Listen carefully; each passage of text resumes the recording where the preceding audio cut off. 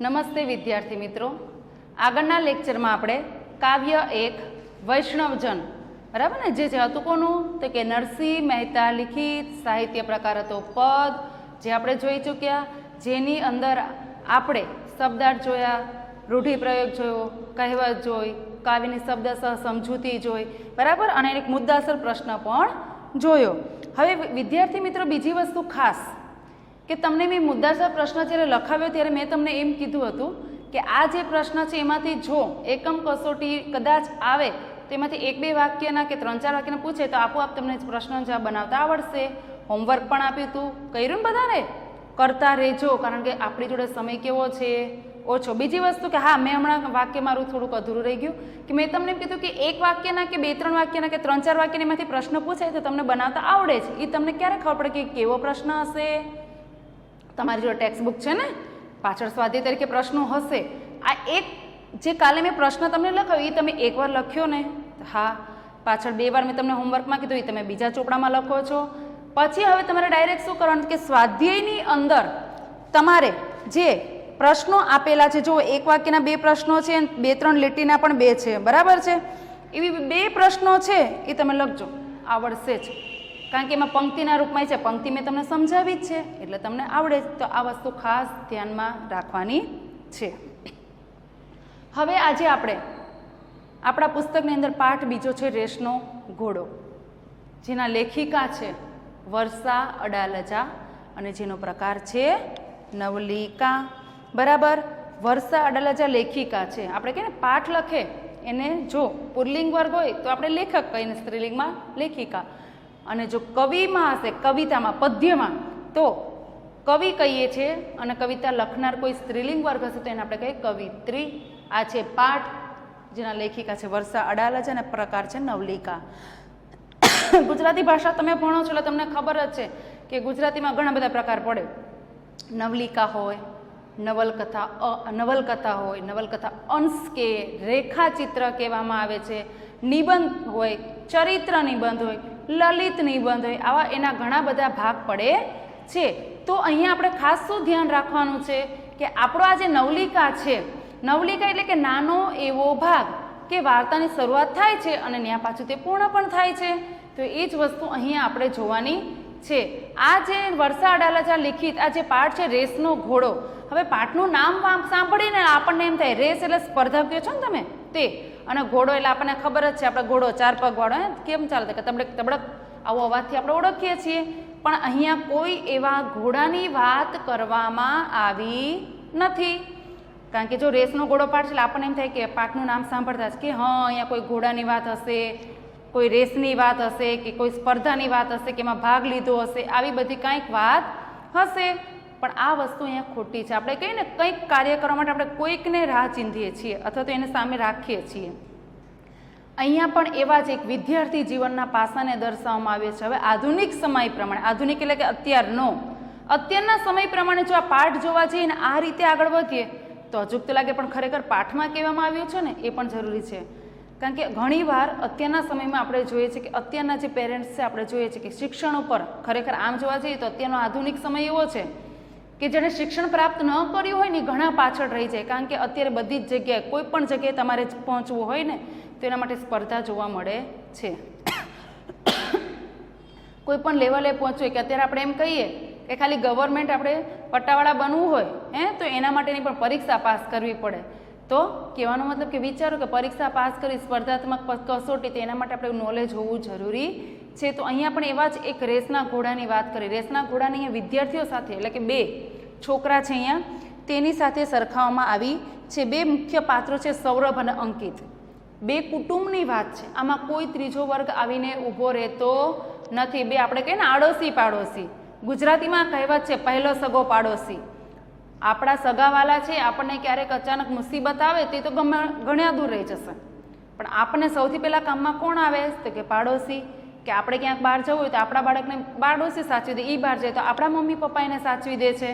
આવી વસ્તુ અહીંયા કોઈ સાચવવાની વાત નથી કરવામાં આવી, પરંતુ અહીંયા એક વ્યક્તિ એવાની વાત કરવામાં આવી છે કે એ વ્યક્તિ એક એવો છે કે પોતાના બાળકનું ભવિષ્ય તો ઊંચું લાવે જ છે પણ બાજુના બાળકનું પણ લાવે છે. આ બધું વસ્તુ આપણે જોઈશું પણ ટૂંક સારમાં, બરાબર. પણ સૌથી પહેલાં આપણે શું જોઈશું આ પાઠના પ્રસ્તાવના. યાદ છે ને પ્રસ્તાવના કોને કહેવાય? જેવી રીતે આપણે કાવ્ય 1માં લખી હતી, કવિ, સાહિત્ય પ્રકાર હોય, એનું જન્મ સ્થળ હોય, એની રચનાઓ લખી હતી, એની વિશેષતાઓ લખી હતી, આ બધું લખ્યું હતું ને, કે જે મેં તમને કીધું હતું કે એક માર્કમાં પણ પૂછાય છે અને ખાલી કહેવાનું નથી, સાચું છે. કારણ કે તમે બધાએ લગભગ પુસ્તકની સાથે ઘણા બાળકો એવા છે કે ના પાડીએ છતાંય 10મા ધોરણમાં હોય એટલે તેઓ નવનીત લઈ જ લેતા છે, જેને તમે ગાઈડ કહો છો, બરાબર ને, કે એની અંદર તમને વસ્તુ જોવા મળશે જ, બરાબર છે. તો અહીંયા સૌથી પહેલાં આપણે એને પ્રસ્તાવના જોઈશું ને પછી શબ્દાર્થ જોઈશું. કાલે મેં તમને કાવ્ય 1 લખાવ્યું ત્યારે મેં તમને સમજાવી દીધું હતું કે પ્રસ્તાવના આપણે કેવી રીતે લખતા હતા, તો એ જ વસ્તુ અત્યારે કરવાની છે. જેવી રીતે તમને બ્લેક અને બ્લુ પેનનો ઉપયોગ કાલે કરવાનો કીધો હતો, હવે એના દરેક લેક્ચરમાં હું કંઈ તમને કહીશ નહીં કે આમ લખો, તમારે તમારી રીતે જ લખવાનું છે. કહેવાનો મતલબ શું છે કે તમારે તમારી રીતે જ, હવે મેં જેવી રીતે સમજાવ્યું હતું એવી રીતે જ લખવાનું છે. અક્ષર પણ સરસ કરવાના છે, કારણ કે જ્યારે આપણા કોઈ ચોપડા જોવે તો આપણે એક છાપ સારી એવી ઊભી થવી જોઈએ, કારણ કે ચોપડાના પણ આપણને શું મળે છે? માર્ક્સ, જેને આપણે ઇન્ટરનલ માર્ક્સ કહીએ છીએ, બરાબર ને. તો હવે સૌથી પહેલાં જે આપણો પાઠ છે રેસનો ઘોડો, વરસાડા લજા, લિખિત પ્રકાર નવલિકા, બરાબર. કાલે કીધું હતું તેમ કે એકનું એક નામ તમારી જોડે 4 થી 5 વાર આવશે ને, એટલે એના તમને લેખક હોય, કવિ હોય કે કવિત્રી હોય કે લેખિકા હોય કે એનો જે પણ કોઈ સાહિત્ય પ્રકાર છે તમને યાદ રહી જવો જોઈએ, કારણ કે આપણને એક્ઝામમાં જોડકા સ્વરૂપે પૂછાય છે, બરાબર. હવે જુઓ, સૌથી પહેલાં આપણે લખશું એમની પ્રસ્તાવના. પ્રસ્તાવના કરીને કોઈએ લખવાનું નથી, માત્ર આપણે શું બોલીએ છીએ? પ્રસ્તાવના, બરાબર. ચલો લખવાની શરૂઆત 9 પેજથી. ક્યાંક પછી પ્રાઇમરીની જેમ ના કરતા કે એક ચોપડો તમે જે કાલે પ્રશ્ન લખ્યો તો એને બની શકે કે ઘણાને એવું થયું હોય કે 2 લીટી જ લખાણી હોય જવાબની, બરાબર. તે પેજ આખું કરું છું, ઘણાને લાઈન 2 લીટીમાં ક્યાં વાંધો, લાઈ નવો પાઠ ત્યાંથી નહીં, નવા સરથી જ, એટલે કે નવા પેજ ઉપરથી જ પાઠ લખવાનો છે અને સુંદર અક્ષરે, બરાબર. ચલો મારી સાથે લખજો. સૌથી પહેલાં લખો લેખિકા વર્ષા અડાલજા. પછી આવશે સાહિત્ય પ્રકાર. શું છે સાહિત્ય પ્રકાર? નવલિકા. ઘણા વિદ્યાર્થી મિત્રો એવું કરતા કે ભાઈ અહીંયા તો લખેલું છે તો અહીંયા ક્યાં લખવાની પાછી જરૂર છે, કાં તો ઘણા એવું વિચારશે ભાઈ અહીંયા લખવું જ છે તો અહીંયા શા માટે પાછું લખવું, પણ નહીં, આપણે લખવાનું જ છે. આગળ આવશે જન્મ. વર્ષા અડાલજા જે છે એનો જન્મ ક્યાં થયો હતો? તો કે છે મુંબઈ, બરાબર. હવે આગળ આવશે પૂરું નામ. જો બધા પાઠ કે કાવ્ય હોય એમાં જરૂરી નથી કે દરેક કવિનું પૂરું નામ તમને દર્શાવવામાં આવે કે લેખક કે લેખિકાનું. અહીંયા આપણે તેમનું પૂરું નામ લખીએ છીએ. ઘણીવાર જ્યારે કાવ્યની અંદર આ વસ્તુ ખાસ જોવા મળે છે કે જ્યાં તમને ઉપનામ પણ દર્શાવે, કોઈ એવા કવિ હોય તો એ ઉપનામ તરીકેનું રાખીએ. આપણે કહીએ ને કે તમારું નામ ગમે તે હોય પણ ઘરમાં તમને તમારા લાડકા નામે કોઈ બોલાવતું હોય કે ઘરના સભ્યો તમને એ જ નામે બોલાવતા હોય, એને જેને આપણે ઉપનામ તરીકે ઓળખી શકીએ, એ જ વાત. પણ અહીંયા આપણે એમનું પૂરું નામ લખશું, જેમાં લખો વર્ષા ગુણવંતરાય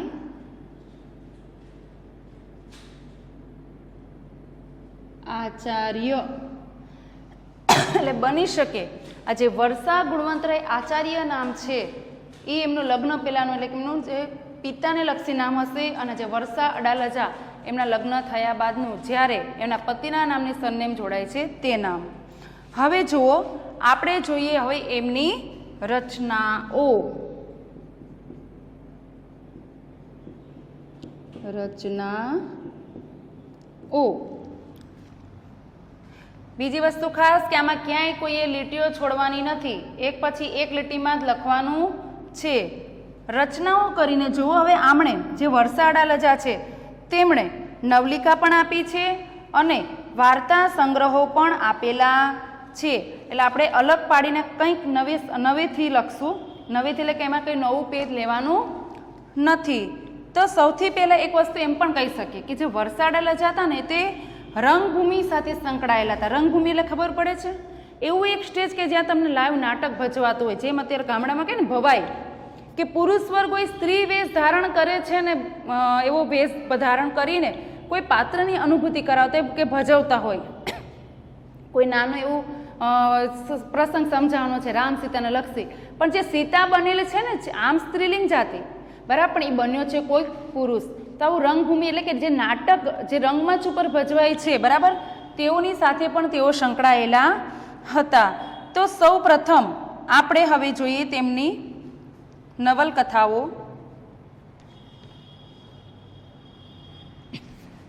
તો જુઓ, સૌથી પહેલાં આમ લખશું આપણે નવલકથાઓ, બરાબર છે, કારણ કે અલગ ભાગ પડે છે માટે આપણે આવી રીતે લખવાનું છે. તો જેની અંદર લખો, હંમેશા જ્યારે વાર્તાઓના કે કોઈ પણ તમે એની અન્ય રચનાનું નામ લખો છો ત્યારે તેમાં ઇન્વર્ટેડ કોમા કરવા જરૂરી છે. ગાંઠ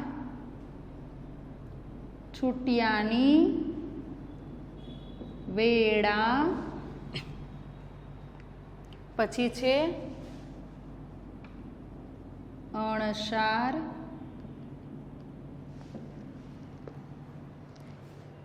હવે જુઓ, જ્યારે એની નીચે ફરીથી તમે નામ લખો, અહીંયા મારે બીજું લખવું છે એટલે હું નીચેથી લખું. નવલકથાઓની નીચેથી નહીં લખો, અહીંયા જ્યાં તમે વાર્તાઓનું નામ લખવાની શરૂઆત કરી છે ત્યાંથી લખવું. કેમ? તો કે અહીંયા તમને અલગ પડશે એટલે ખબર પડે કે હા આ નવલકથાઓના નામ છે. બાકી તમે જો અહીંથી શરૂઆત કરો તો બધું ભેગું ભેગું દેખાય. આગળ લખો, ખરી પડેલો ટહુકો,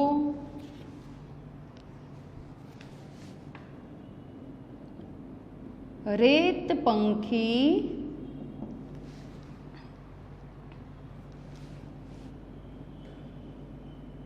મારે પણ એક ઘર હોય, મારે પણ એક ઘર હોય, ક્રોસ રોડ, ક્રોસ રોડ, બરાબર છે. આ થઈ તેમની નવલકથાઓ. આગળ અહીંયા આપણે જેમ નવલકથાઓ લખ્યું છે એવી જ રીતે લખશું વાર્તા સંગ્રહો, બરાબર. તો વાર્તા સંગ્રહોમાં શું આવશે? તેમાં લખો એ, જુઓ ખાલી કેવું નાનકડું એવું સરસ મજાનું નામ એ, પછી છે સાંજને ઉંબર,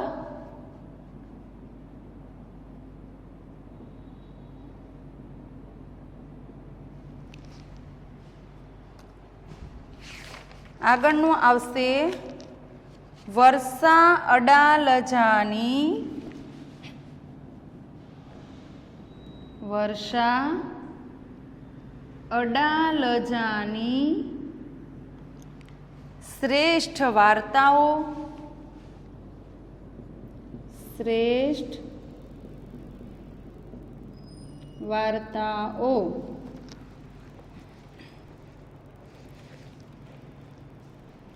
આગળ લખજો એમાં ને એમાં નહીં, પણ હા આ જે સાહિત્ય પ્રકાર લખ્યો છે ને તમે ત્યાં બાજુમાં લખો મૂળ કૃતિ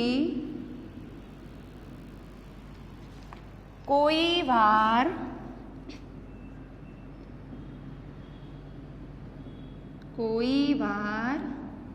થાય કે માંથી, બરાબર છે. આ એમનું એક નવલિકા નામનું પુસ્તક છે, કોઈ વાર થાય કે માંથી. તો અહીં આપણે એમ લખી શકીએ નવલિકા કોઈ વાર થાય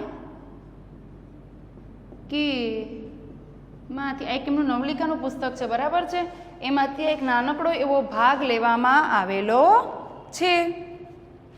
હવે તમારે એની નીચે જ લખવાનું છે. હવે આપણે જોઈશું વર્ષા અડાલજાની વિશેષતાઓ.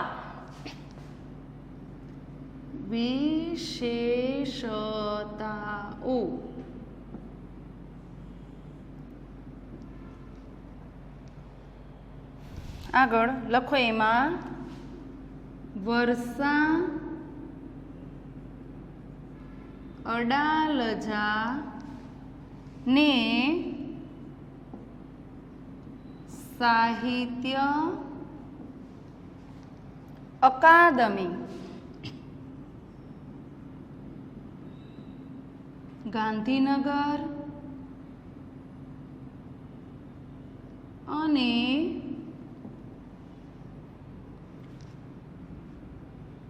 દિલ્હીનો એવોર્ડ પ્રાપ્ત થયેલ છે. બીજી એમાં એક વિશેષતા આપણે લખશું નીચે. વિદ્યાર્થી મિત્રો, જેવી રીતે હું લખું છું એવી જ રીતે તમારે લખવાનું છે, કારણ કે ઘણા વિદ્યાર્થીઓ હશે કે બીજી વિશેષતા આવશે તો હાસ્યની અંદર એરો કરશે ને અહીંથી શરૂ કરશે, બરાબર છે, એમ કરવાનું નથી. રેસનો ઘોડો પાઠમાં રેસનો ઘોડો પાઠમાં શિક્ષણ નો પાયાનો સિદ્ધાંત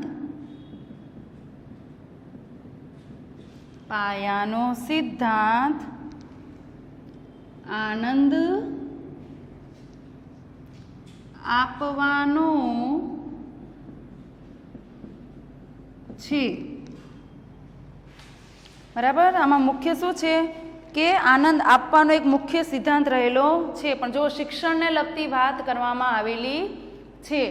હવે જે આપણે પ્રસ્તાવના રૂપ જે પણ કાંઈ લખ્યું એકવાર ફરીથી હું વાંચી જાઉં છું કે જેથી કરીને કોઈ વિદ્યાર્થી પાછળ રહી ગયા હોય તે જોડે થઈ જાય. જુઓ, સૌપ્રથમ આવશે લેખિકા. લેખિકાનું નામ છે વર્ષા અડાલજા, બરાબર. પછી છે સાહિત્ય પ્રકાર નવલિકા. સાહિત્ય પ્રકાર શું છે તો કે છે નવલિકા. પછી આવશે મૂળ કૃતિ.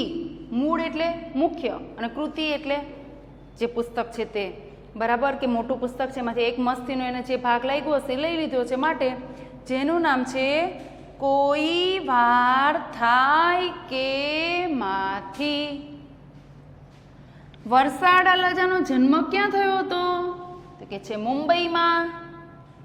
વર્ષા અડાલજાનું એટલે કે લેખિકાનું પૂરું નામ વર્ષા ગુણવંતરાય આચાર્ય. પરીક્ષામાં પૂછાય છે કે વર્ષા અડાલજાનું પૂરું નામ જણાવો, તો આપણને આવડવું જોઈએ કે વર્ષા ગુણવંતરાય આચાર્ય. આગળ છે તેમની રચનાઓ. રચનાઓની અંદર એમણે 3 ભાગમાં એટલે તો 3 વિશે લખાણ કર્યું છે, જે છે નવલકથાઓ, વાર્તા સંગ્રહો અને નવલિકા. તો નવલકથાઓની વાત કરીએ તો ગાંઠ છૂટ્યાની વેળા, અણસાર, ખરી પડેલો ટહુકો, રેત પંખી, મારે પણ એક ઘર હોય અને છે ક્રોસરોડ. ફરીથી ગાંઠ છૂટ્યાની વેળા, અણસાર, ખરી પડેલો ટહુકો, રેત પંખી, મારે પણ એક ઘર હોય અને છે ક્રોસરોડ. હવે એમના આપણે વાર્તા સંગ્રહો જોઈએ, જેનું નામ છે એ સાંજને ઉંબર અને વર્ષા અડાલજાની શ્રેષ્ઠ વાર્તાઓ. ફરીથી એ સાંજને ઉંબર વર્ષા અડાલજાની શ્રેષ્ઠ વાર્તાઓ. આગળ છે નવલિકા, જેનું નામ છે કોઈ વાર થાય કે માંથી, જેમાંથી આ એક અંશ લેવામાં આવેલો છે. આગળ છે તેમની વિશેષતાઓ, કે આપણે કહીએ ને કે તમે પણ શાળામાં ભણો છો, બરાબર, પહેલો બીજો કે ત્રીજો નંબર પ્રાપ્ત કર્યો તો તમને શિલ્ડ મળે કે ઇનામ મળે, અથવા તો શાળાલક્ષી કોઈ સ્પર્ધામાં ભાગ લીધો હોય તો પણ તમને ઇનામ મળે છે, કે ક્યાંય બીજે રમવા જાઓ છો કે ક્યાંય બીજે ભાગ લો છો તો પણ તમને ઇનામ મળે છે. પણ જેમ જેમ આગળ વધો છો તો તમને રાજ્ય કક્ષા, જિલ્લા કક્ષા એવી રીતે મળે કે નહીં. તો એ જ રીતે અહીંયા એમનું લખાણ એટલું સરસ હતું કે આપણે એમ કહી શકીએ તેમને સાહિત્ય જે આપણે કહીએ ને એમાં પણ એક લેવલ છે, એના માટે થઈને મળેલું હોય તેવી રીતે. તો વર્ષા અડાલજાને સાહિત્ય અકાદમી, એટલે કે જે લખાણનો એક ભાગ, સાહિત્ય અકાદમી ગાંધીનગર અને દિલ્હીના એવોર્ડ પ્રાપ્ત થયા છે. ગાંધીનગર અને દિલ્હી, સોરી મારે અહીંયા લખાઈ ગયો છે, દિલ્હીના અથવા તો દિલ્હીનો. વર્ષા અડાલજાને સાહિત્ય અકાદમી ગાંધીનગર અને દિલ્હીનો એવોર્ડ પ્રાપ્ત થયેલો છે. બીજી વસ્તુ અહીંયા વિશેષતા ના કહીએ પણ અહીંયા મુખ્ય બાબત કહીએ કે તમને પાઠની અંદર શું દર્શાવવામાં આવેલું છે, તો કહે છે કે રેસનો ઘોડો પાઠમાં શિક્ષણના પાયાનો સિદ્ધાંત આનંદ આપવાનો છે. હવે અહીંયા કહે છે શિક્ષણનો સિદ્ધાંત શું છે? સિદ્ધાંત એટલે તો કહે છે ઉદ્દેશ શું છે? તો કે આનંદ આપવો. નાના બાળકને આપણે કહીએ કે જેમ જેમ મોટું થાય પણ જે રમત ગમતનો જેને રમવા, કૂદવાનું, હસવા, બોલવાનું હોય એનો શોખ હોય અથવા તો એ ગમે છે, એને તમે બંધનમાં રાખો તો એને ગમતું નથી. એને બધો સમય આપવો પડે, રમવાનો પણ આપવો પડે, કે ટીવી જોવાનો આપવો પડે, કે મિત્રો સાથે રમવાનો આપવો પડે. જો શાળાએ જાય છે તો એ 5 કલાક આપે જ છે, આપે કે નહીં? ટ્યુશનમાં જાય છે, દરેકમાં એ વહેંચાયેલો રહે છે. કે રાતનો સમય એવો હોય તો કે પેરેન્ટ્સ સાથે ઘણાના ઘરમાં આપણને જોવા મળે કે પેરેન્ટ્સ અને બાળકો વાતચીત કરતા હોય, કે જોડે કોઈ એવો ટીવીમાં સરસ મજાનો કોમેડી પ્રોગ્રામ આવતો હોય એ જોતા હોય, બરાબર છે. તો અહીંયા આપણને પાઠની અંદર બાળક લક્ષિત છે. આ પાઠ મુખ્ય બાળ કેન્દ્રી પાઠ છે.